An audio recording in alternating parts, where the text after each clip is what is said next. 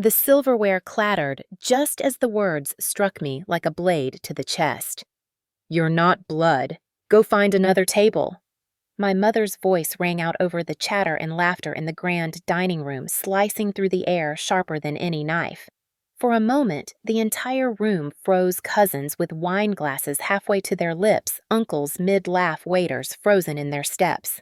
Then the whispers started low, at first swelling like a tide. I sat there, spine-locked hands gripping the edge of the linen tablecloth so tightly my knuckles whitened. The chandelier above burned too bright, my vision blurred with the sting of tears I refused to let fall. I was Isabella Carter, 29, the unwanted shadow seated among people who loved to remind me I did not belong. Tonight they decided to make it public. My sister Victoria smirked from across the table, her diamond earrings glittering as cruelly as her eyes. She leaned close to our mother, whispering something that drew out a sharp laugh. Then she looked directly at me, lips curling. "Don't make this harder, Isabella. Everyone knows." The waiter appeared beside me, stiff with discomfort, clutching a black leather folder. His voice was barely a whisper. "Ma'am, the bill." He set it in front of me, retreating as though afraid to be caught in the storm brewing around our table. My fingers shook as I opened it. $3,270. My throat constricted so tight I could barely breathe. I looked at my mother, silently pleading for her to take it back, to stop this humiliation. But Margaret simply raised her glass eyes, cold and triumphant. "You wanted a seat at this table, Isabella." She said her words, dripping with venom. "Now you can pay for it." The laughter resumed, louder this time, forced but cutting. My cousins whispered to one another, a few shaking their heads, most smirking at the spectacle. I felt my chest cave, inward humiliation boiling with rage, a bitter taste of iron rising at the back of my throat. I was not just excluded. I was publicly cast out a servant, footing the bill for the family that had always despised me. My hand moved almost mechanically as I reached into my purse, pulled out my credit card, and handed it to the waiter. The tiny machine beeped, receipt printing a sound that felt like a gavel sealing my punishment. When the slip of paper slid back into my hand, it weighed heavier than stone. I pushed my chair back slowly. The scrape against marble was loud, final, a sound that cut through the false laughter. I rose to my feet, legs trembling but chin high. "Enjoy your dinner," I said, voice steady though every nerve in me screamed. No one answered. My mother sipped her wine. Victoria's smirk widened and the others turned back to their plates, pretending I had already ceased to exist. The night air outside hit me like a slap, sharp and cold against my damp cheeks. I stood on the curb, clutching that receipt, the numbers burning into my palm like a brand. I had been humiliated, discarded, and robbed of dignity in one merciless blow. But under the raw sting of shame, something darker and stronger stirred. This would not be the end of my story. This was the beginning. They thought they had silenced me. What they had done instead was give me every reason to fight. When I stumbled back to my apartment that night, clutching the receipt as though it were evidence of a crime, the humiliation churned into memory. Every slight, every wound, every reminder that I was never enough came rushing back in cruel flashes. I could see it as clearly as the street lamps flickering outside my window. I was 8 years old again, standing in the school gymnasium, my science project carefully constructed with poster boards and diagrams. I had worked for weeks on it, staying up late reading library books far beyond my grade level. When they called my name for second place, I glanced into the crowd, searching for my mother's face. Margaret was there, but her smile wasn't for me. She clapped half-heartedly, then leaned down to whisper into Victoria's ear, reminding her that next year she would win first. Later that night, when I proudly showed her the ribbon, she said flatly, "It's nice, Isabella, but Victoria's piano recital is more important." At 10 Christmas morning, the tree glittered with lights and expensive gifts stacked high. Victoria tore into a box and pulled out a brand-new iPod, her squeals echoing through the room. I opened my own package to find socks and a sweater 2 sizes too big. Margaret patted my knee. "We can't spend on both of you the same way. You understand, don't you?" I had nodded, though my throat burned, pretending gratitude I didn't feel. By 16, I had stopped pretending. I wanted to go to prom, but Margaret said the dress was too expensive. Meanwhile, Victoria wore a gown flown in from Paris, her corsage sparkling with tiny crystals. When I asked why I couldn't have even a simple dress, Margaret's answer was a dagger. Because, Isabella, you should be grateful we even keep you here. You're not really ours. The words had hung in the air, heavy, impossible to take back. That was the moment the truth became undeniable. I was adopted. It explained everything: the sideways glances at family gatherings, the way relatives asked me where I came from, as if I were a guest, the constant reminders that Victoria was the heir, the true Carter daughter. My father, gentle and kind, had tried to soften it, telling me I was chosen, that love mattered more than blood. But when he passed away suddenly from a stroke when I was 19, the shield was gone. Margaret and Victoria tightened their circle and pushed me further out. College should have been my escape. I earned a scholarship, worked part-time jobs, tried to carve a life on my own terms. But even there, Margaret found ways to remind me of my place. She controlled the trust fund my father had left for his daughters. Tuition checks arrived late, rent payments delayed until I had to beg the bursar not to drop me from classes. Once, when I asked her about the missing money, she looked me dead in the eye and said, "You should thank me for not cutting you off completely. Blood comes first, Isabella. Always." Now, sitting in the dim light of my apartment years later, I realized the family dinner wasn't an isolated cruelty. It was the culmination of decades of disdain, of being shoved into the shadows, of being told again and again I was an outsider living on borrowed time.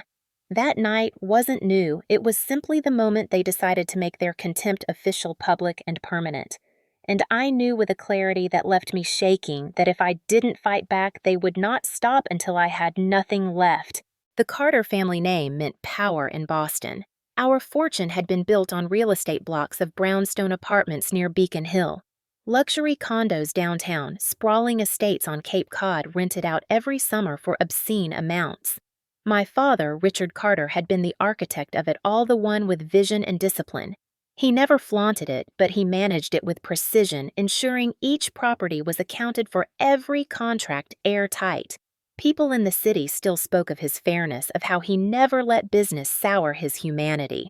But after his death, everything shifted. The empire that had been run with order turned into Margaret and Victoria's playground. They treated the holdings as their birthright, their endless fountain of wealth. I was a ghost in their world, invisible unless they needed someone to blame. When I turned 21, I discovered something my father had left: a trust fund. He had set aside $2 million for his daughters, wording I later realized was deliberate. It wasn't just for Victoria. It was meant for me as well. But Margaret took control of the accounts after his death.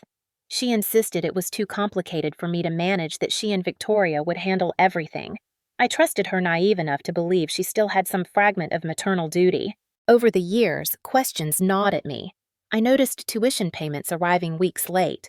Rent checks for my off-campus apartment bounced until my landlord threatened eviction. When I asked Margaret about it, she waved me off, saying investments took time, that markets were volatile. You wouldn't understand, she would say, like a dagger wrapped in velvet. Then I overheard something one summer evening when I came home unexpectedly. Victoria was on the phone, pacing the marble foyer of our house. Her voice was sharp. "Sell the Cambridge property if you have to. She doesn't need to know. By the time she asks questions, we'll have covered it." When she saw me, she froze, then smiled too quickly. "Don't eavesdrop, Isabella. It's unbecoming." I told myself I had imagined it, but deep down I knew. They were bleeding my inheritance dry, funneling it into their endless appetite for designer gowns, lavish vacations, and Victoria's failed business ventures. I saw the photos splashed across social media: yacht parties in the Hamptons, champagne bottles bigger than her torso, Margaret beaming beside her like a queen presenting her heir. And all the while, I struggled to keep the lights on in my apartment, working extra shifts, ashamed to admit to anyone that I was broke while my family basked in opulence. The cruelty of the dinner bill, that obscene $3,270, was not just about humiliation. It was a declaration. They wanted me to know that I had no claim, no right to anything Richard Carter had built. Victoria once said to me in a rare, unguarded moment, "You're an adopted shadow, Isabella. Father loved you, sure, but the bloodline ends with me. The Carters belong to me." I wanted to scream at her that love mattered more than blood, that my father's handwriting on that trust fund meant something. But the truth was, I had no proof. The papers had been locked away, controlled by Margaret. The lawyers she consulted were family friends, always ready to side with her. Every path I tried was blocked, every question deflected. Still, something inside me stirred whenever I thought of my father. He had believed in fairness and honesty. He wouldn't have left me defenseless. If Margaret and Victoria were stealing, there had to be a trail. My gut told me that the trust, the deeds, the accounts, they all contained truths waiting to be unearthed. That was when I realized humiliation was their weapon, but evidence could be mine. I just didn't yet know how to find it or who would stand beside me when I did. The more I replayed the dinner in my head, the clearer it became. It wasn't a slip of the tongue. It wasn't heat-of-the-moment cruelty. It had been planned. Margaret thrived on control, and humiliation was her sharpest tool. That night at the Fairmont, everything had been orchestrated, the guest list padded with relatives and business acquaintances, the seating arrangement designed, so I sat where every eye could turn toward me, the wine flowing until the laughter was too loud to ignore. I remembered walking in my heels, clicking on marble, and feeling the shift in the room. Margaret gave me a look as cold as the ice in her glass. Victoria kissed the air beside my cheek, careful not to smudge her lipstick, then led me to a chair at the far end of the table. I was already an outsider before I even sat down. Dinner began with small talk about investments, Victoria's upcoming charity gala, Margaret's new property acquisition. I tried to smile, tried to offer polite comments, but every word was met with silence or a quick change of subject. The waiter refilled glasses again and again, and the atmosphere grew louder, looser. I should have seen it coming. When the entrees arrived, Margaret tapped her spoon against the rim of her water glass. The room fell quiet, trained by years of her dominance. She turned her gaze to me, let it linger long enough for whispers to ripple through the table, then delivered the words, "You're not blood. Go find another table." The laughter that followed wasn't spontaneous. It was permission. Permission to sneer, to dismiss, to cut me out in public. Victoria leaned back in her chair, her voice carrying just enough to be heard. "It's about time we stopped pretending." And then the server came, that trembling boy, no older than 19, carrying the black folder, as though it were a bomb about to detonate. He set it down before me. "The bill for your party, ma'am." I opened it with numb hands, and the numbers swam before my eyes. $3,270. My chest tightened so violently I thought I might collapse. I looked down the table at Margaret. She raised her glass in a mock toast. "Consider it your contribution." The words dripped with triumph. Victoria smirked, and one of my cousins snickered, muttering something I couldn't catch. The others turned away, complicit in their silence. The humiliation wasn't just in the number on the page, it was in the performance. They had turned me into a spectacle, the evening's entertainment. I signed the receipt with a hand that shook so badly I could barely scrawl my name. The waiter mumbled a quick thank you before retreating, leaving me alone with the slip of paper that felt like a death sentence. For a moment, I wanted to disappear. I wanted the floor to open beneath me to swallow me whole. But something steadier rose inside. Rage, yes, but also clarity. I saw the trap for what it was. This was not about money. It was about erasing me, proving before witnesses that I had no place, no power, no claim. I pushed back my chair, the scrape of wood against marble, louder than the chatter. The table quieted. Dozens of eyes fixed on me. My throat burned, but my voice came out steady. "Enjoy your dinner." No one replied. Margaret smirked behind her glass. Victoria tilted her head, victorious. I turned on my heel every step away from that table, both agony and liberation. When I reached the entrance of the restaurant, the cold Boston air hit me like a wave. My reflection caught in the glass door, chin lifted, eyes red, hand clenched around the receipt. Behind me, the laughter resumed, muffled through the glass, but sharp enough to cut. I stood there on the sidewalk, humiliated, yes. But more than that, I was awake. They thought they had broken me. What they didn't realize was that they had given me the final proof I needed. This wasn't a family. It was a hostile battlefield, and from that night forward, I would no longer play by their rules. 2 days after the dinner, I was still carrying the receipt like a scar pressed into paper.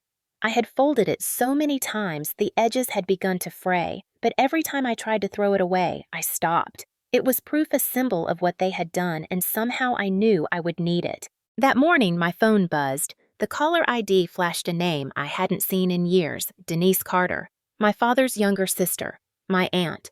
Unlike Margaret, she had always treated me with a quiet kindness, though distance had grown between us after my father's death. She had been pushed out of the family circle just as I had. Margaret called her a troublemaker, someone who meddled too much.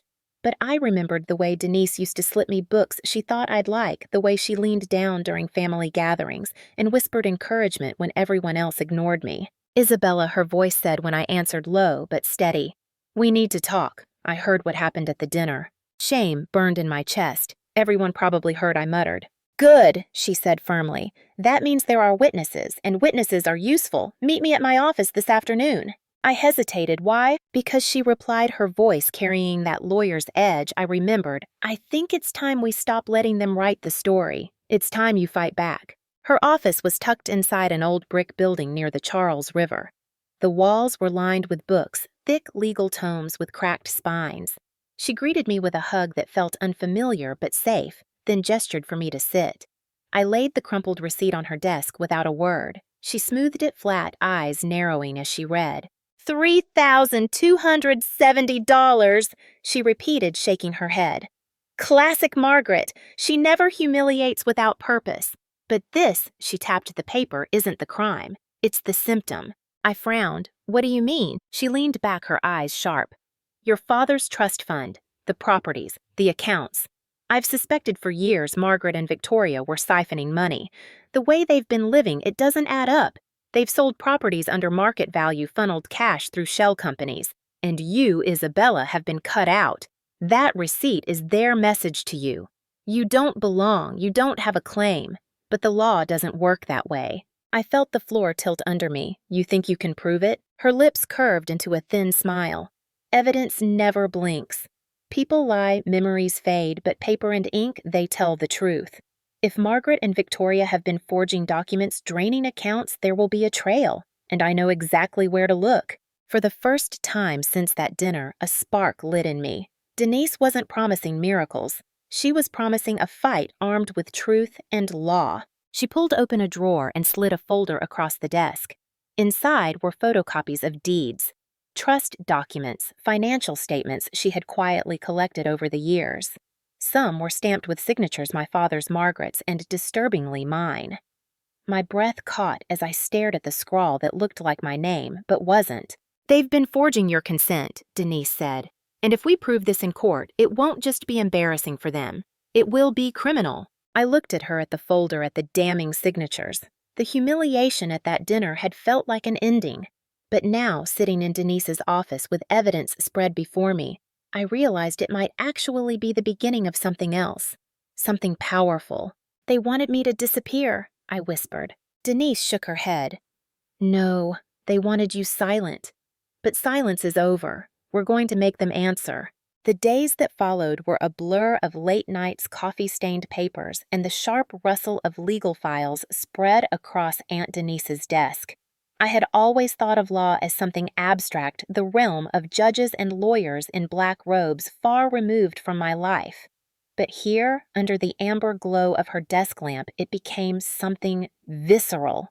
Every document we uncovered was another shard of truth, another piece of the puzzle that explained how Margaret and Victoria had stripped me of everything my father had intended for me. The first breakthrough came from the trust documents. Denise slid a stack of photocopies toward me, her pen tapping on the signature lines. Look closely, she said. At first glance, the scrawl resembled my handwriting, but under her magnifying glass, the details betrayed it letters formed in a way I never wrote. Strokes too uniform, pressure too even. It wasn't mine. My supposed signatures had authorized the liquidation of stocks, the transfer of funds, even the sale of a small property in Cambridge that my father had purchased years before as a future investment for me. They forged these, I whispered, my throat tightening. Denise nodded. And forging is a crime. With enough of these, we'll show a pattern. This wasn't negligence. This was deliberate theft. She was right. The paper trail grew uglier the deeper we dug. Properties my father had once owned in trust had been sold far below market value. The buyer names led to shell companies, and when Denise traced those back, the directors turned out to be friends of Margaret's country club circle people who owed her favors. The money had looped back quietly into accounts controlled by Victoria. Late one night, Denise pulled up a bank statement on her computer, her eyes flashing. "Look at this. Withdrawals in increments just below reporting thresholds. Classic laundering tactic." My stomach turned. For years, I had told myself Margaret's cruelty was emotional, personal, a matter of favoritism and disdain. But this wasn't just about me being the adopted outsider. This was about money, about power, about erasing me entirely from the Carter legacy so they could gorge themselves without interference. The more I learned, the angrier I became. I remembered all the times Margaret had dismissed me, telling me I wouldn't understand finances, that it was better if she handled it. I remembered how she delayed tuition payments until I nearly lost my scholarship, how she made me feel incompetent and needy. All the while, she was bleeding me dry. Denise's paralegal, a young man named Ethan, uncovered another damning piece. He had requested files from the county recorder's office, public records Margaret had assumed no one would bother to check. In them, one deed stood out. The family's Cape Cod estate, worth at least $6.5 million, had been quietly transferred into Victoria's name 6 months earlier. My father had built that house brick by brick as a summer retreat, a place he said would belong to all of us. The deed bore my forged signature of consent. I stared at the paper until my vision blurred. "They stole it," I said, my voice hollow. Ethan leaned back, shaking his head. "And they thought they'd get away with it." But perhaps the most damning evidence came not on paper, but on tape. Denise had quietly approached one of the employees at Carter Properties, a weary accountant who had seen too much. After some coaxing, he agreed to share a recording he had kept insurance in case Margaret ever turned on him. On the grainy audio file, Victoria's voice was unmistakable. "Erase her name from the ledger," she snapped. "She doesn't need to exist in this family's accounts. Do it clean, and Mother will make sure you're taken care of." I felt sick hearing it, bile rising in my throat. But beneath the sickness was relief, proof. They could call me dramatic, ungrateful, delusional. They could laugh me out of family dinners and stick me with their bills. But they could not erase their own words. Denise clasped my hand as the recording ended. "Isabella, this isn't just about inheritance anymore. This is fraud, embezzlement, possibly racketeering if we can connect the shell companies. They thought you'd stay silent forever, but now you have the truth." That night, for the first time since my father's death, I allowed myself to imagine justice. Not the vague fantasy of someday being acknowledged, but concrete justice. Courtrooms, judges. The look on Margaret's face when the lies unraveled. The collapse of Victoria's perfect little empire. Still doubt gnawed at me. They have money, connections, lawyers who've known them for decades. What chance do I have? Denise's gaze was steady, almost fierce. "Your chance is evidence. They can buy friends, but they can't buy the truth. And once we put this in front of the right eyes, they'll have nowhere to run." I looked down at the growing stack of documents, deeds, bank statements, forged, signatures, recordings. It wasn't just paper. It was my father's voice speaking through the cracks they had tried to seal. He had left me protection. He had left me a path. Margaret and Victoria had tried to bury it, but they had left their fingerprints on the shovel. I exhaled slowly, a tremor in my chest, easing for the first time in years. "Then let's burn it all down," I said. Denise smiled grimly. "That's the spirit. Tomorrow we start building the case." The call came on a gray Sunday morning, the kind of morning where the city felt hushed and hollow.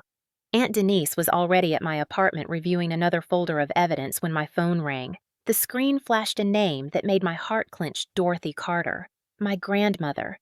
She was 85 now, frail, but still sharp, the quiet matriarch who had always lingered at the edge of family gatherings. Unlike Margaret, she rarely spoke, but when she did, people listened. "Isabella," her voice was thin, strained. "Come to St. Mary's. I need to see you." By the time I arrived, the sterile smell of antiseptic hit me like a wall.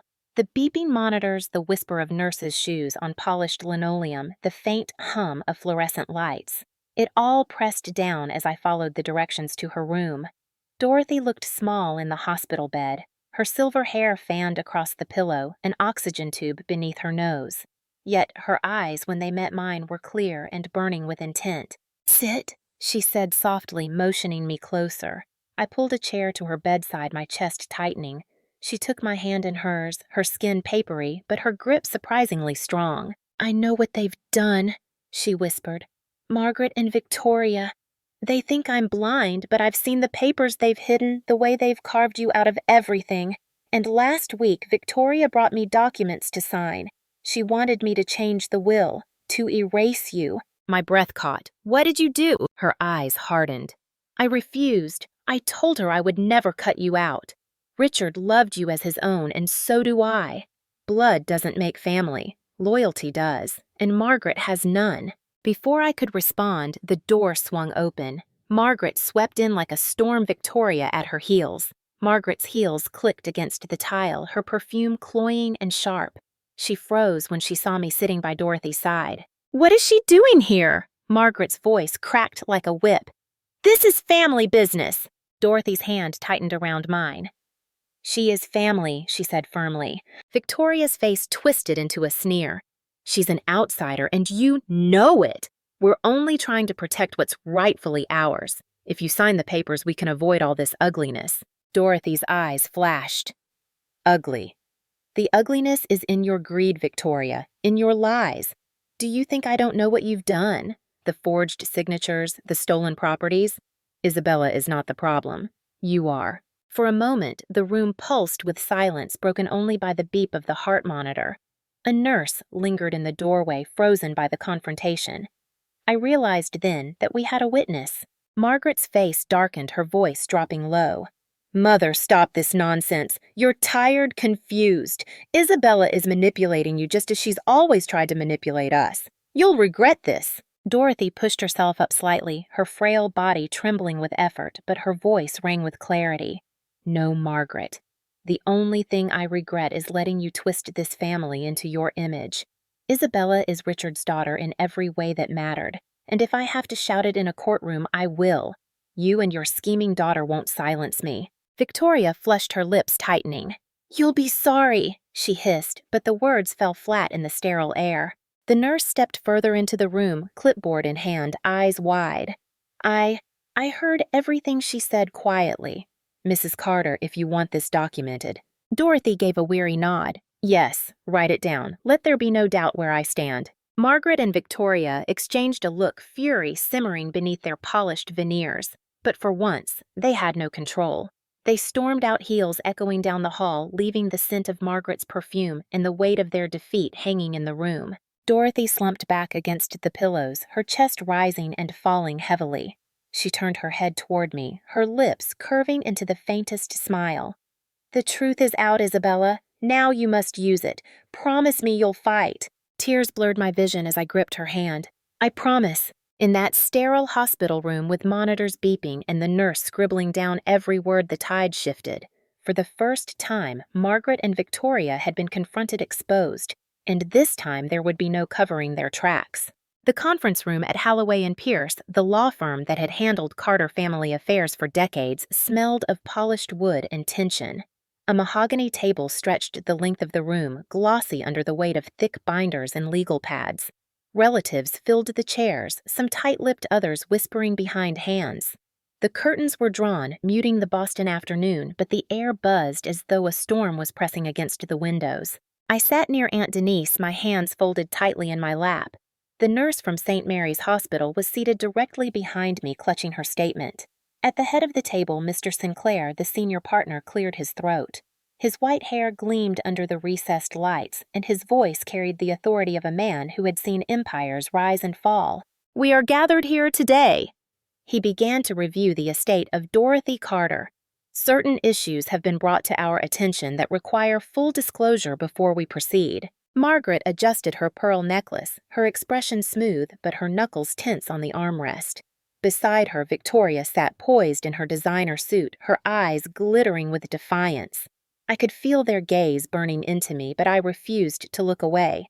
Mr. Sinclair gestured to a stack of documents. "First, we must address recent transactions involving Carter family properties and trust funds. Several deeds and financial transfers have surfaced bearing signatures attributed to Isabella Carter. We have had those signatures examined." He passed the pages down the table. When they reached me, I stared at the looping scrawl that was supposed to be mine. It was like seeing a distorted reflection similar, but not mine. These signatures, Sinclair continued, are forgeries. Expert analysis confirms they were not written by Ms. Isabella Carter.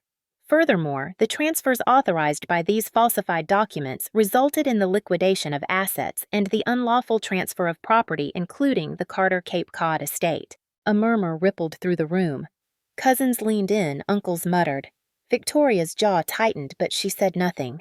Margaret's face remained composed, but a faint flush crept up her neck. And there is more. Denise rose, her presence commanding. She pressed a button and the recording Ethan had obtained filled the room. Victoria's voice, sharp and cold, rang out. Erase her name from the ledger. She doesn't need to exist in this family's accounts. Do it clean, and Mother will make sure you're taken care of. The reaction was immediate. Gasps, shifting chairs, sharp whispers. An uncle muttered, "My God," while one of the cousins buried her face in her hands. Denise didn't stop there. She held up a notarized statement.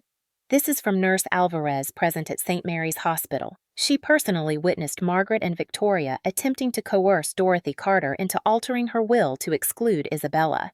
Mrs. Carter refused and reaffirmed Isabella's rightful place in this family. The nurse rose nervously, clearing her throat. That's correct. I heard every word. Mrs. Dorothy said loyalty matters more than blood. She said Isabella was family. Silence fell. The kind of silence that feels heavy, dangerous. Margaret finally broke it, her voice tight but still defiant.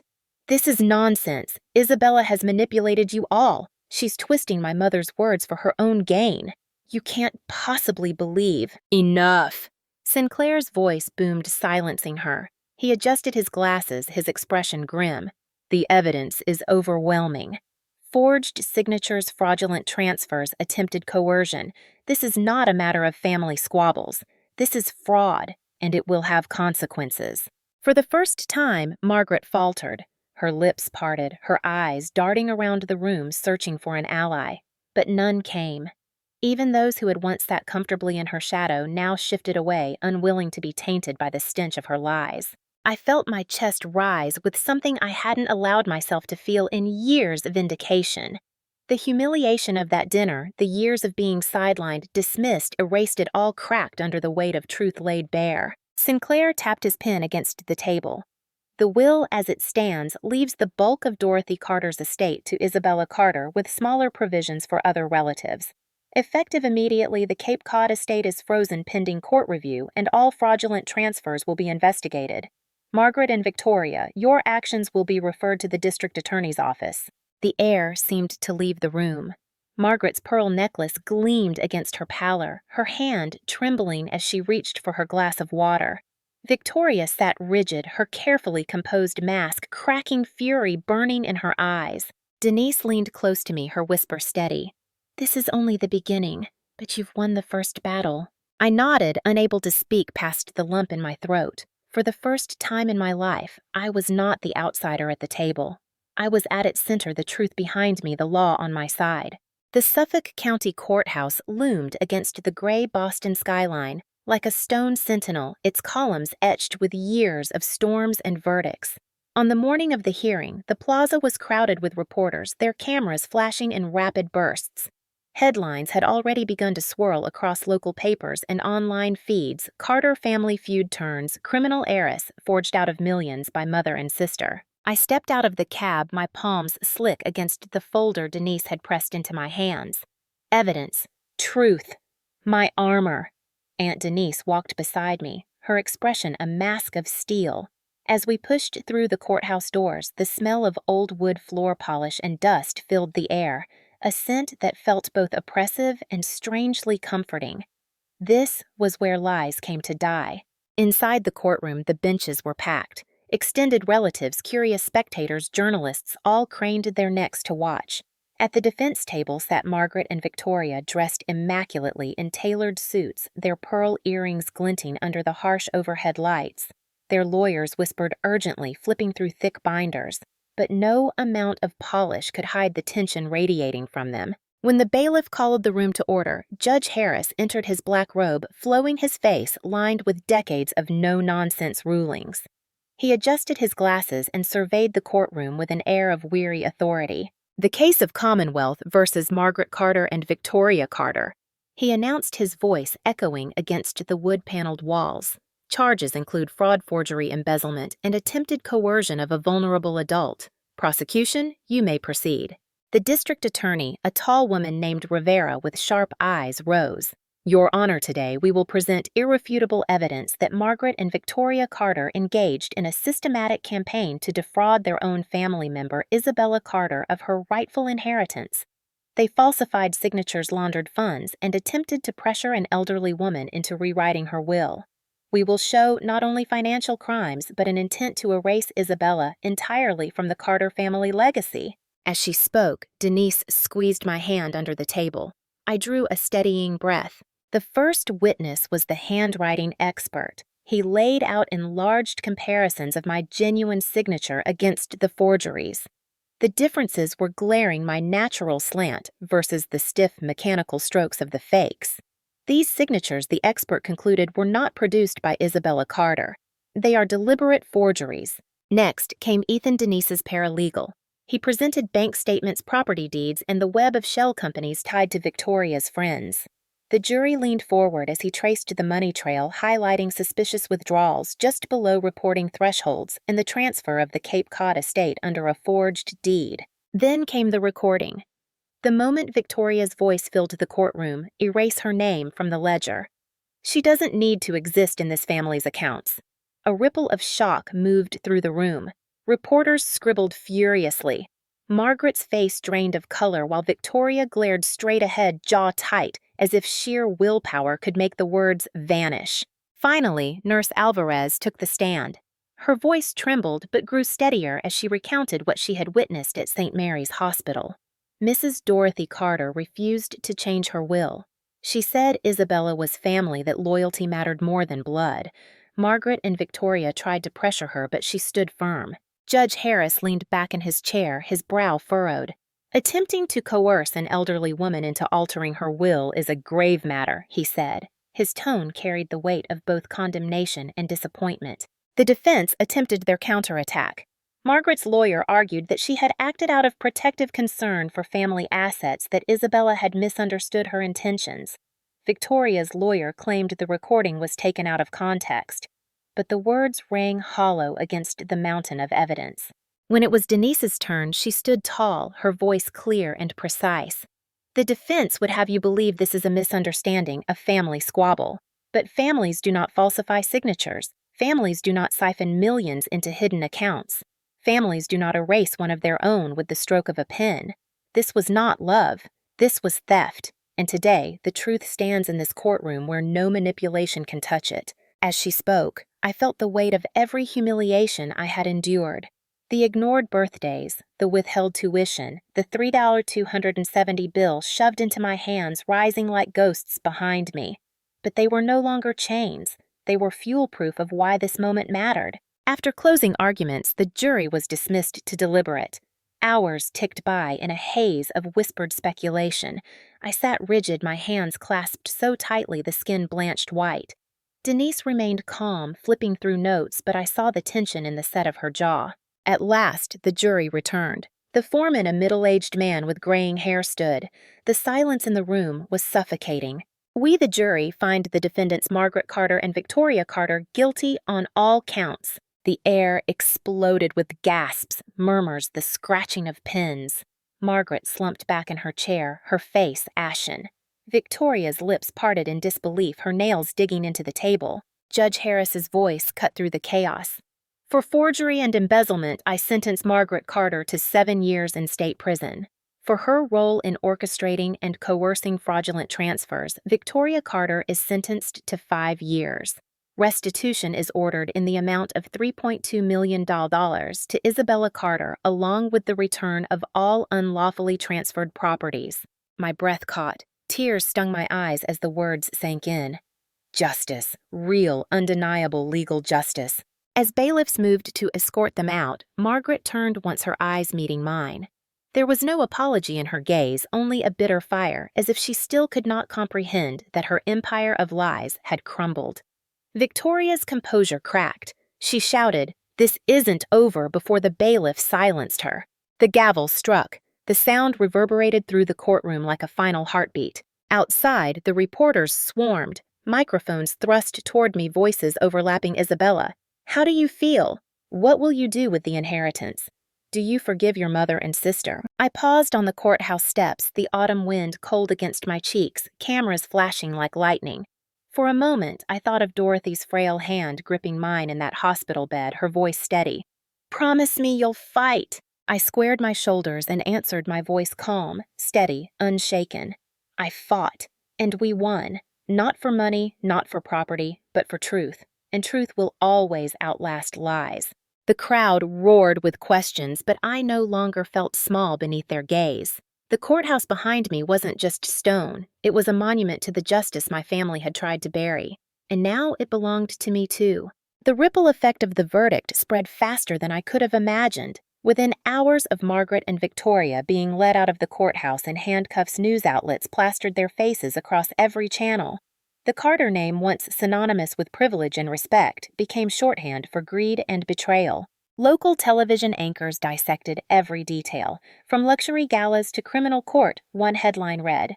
Talk shows debated whether this was a tragedy of entitlement or justice long overdue. The story even made national morning programs. I caught sight of Margaret's mugshot on a muted screen at a cafe.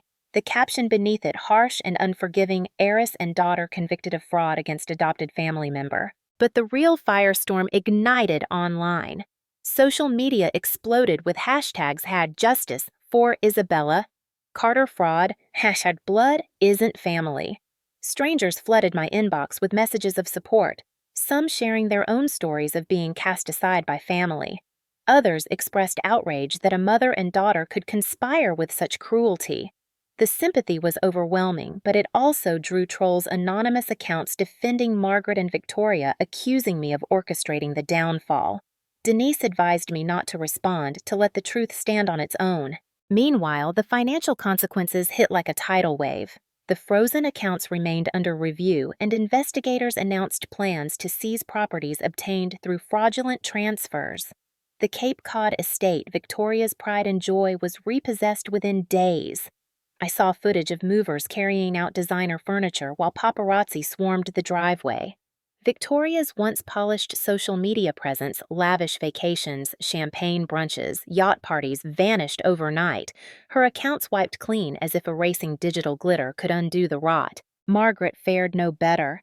Her country club membership was revoked, her so-called friends refusing to answer her calls.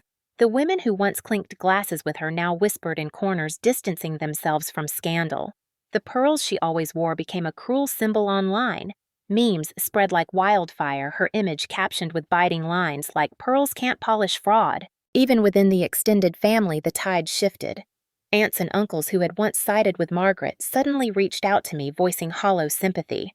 We didn't know they claimed, but their voices cracked with guilt.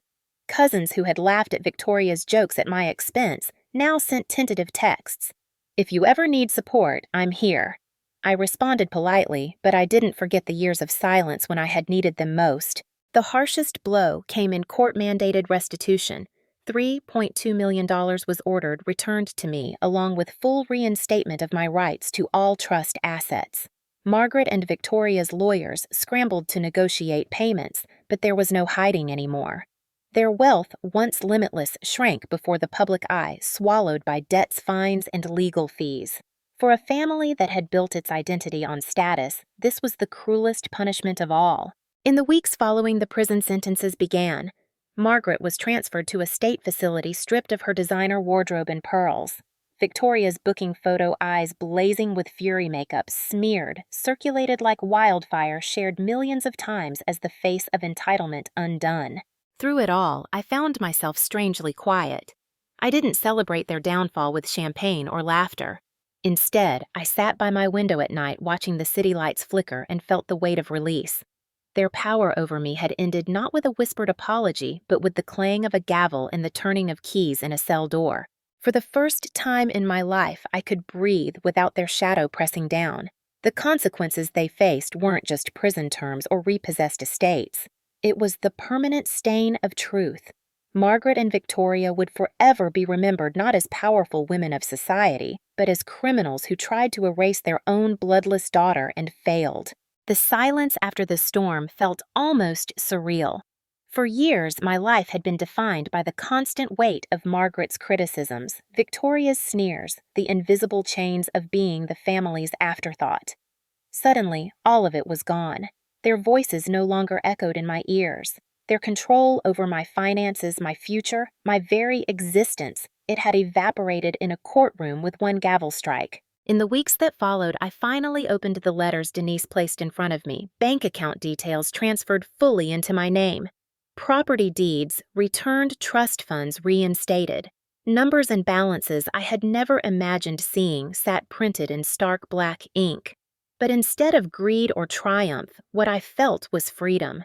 For the first time, my future wasn't dictated by whether Margaret deemed me worthy or whether Victoria found another way to cut me out. I moved out of my cramped one-bedroom apartment in Cambridge and into a townhouse near Beacon Hill. It wasn't extravagant, at least not by Carter standards, but it was mine. The polished oak floors gleamed in the afternoon sun, and the old brick walls held the kind of history that whispered strength. Each time I turned the key in the lock, I reminded myself no one could take this from me again. Therapy became my anchor. Twice a week, I sat across from Dr. Harding, a calm man with wire-rimmed glasses who encouraged me to unspool the years of wounds. I spoke of the birthdays, ignored the school events where my seat sat empty, the years I spent watching Victoria parade through life while I shrank in the shadows. For the first time, those memories weren't twisted into accusations against me. They were simply truths, pieces of a life I had survived. I also reconnected with people I had once pushed away in shame. Leah, my college roommate, came over with flowers and wine, wrapping me in a hug that smelled of lavender detergent.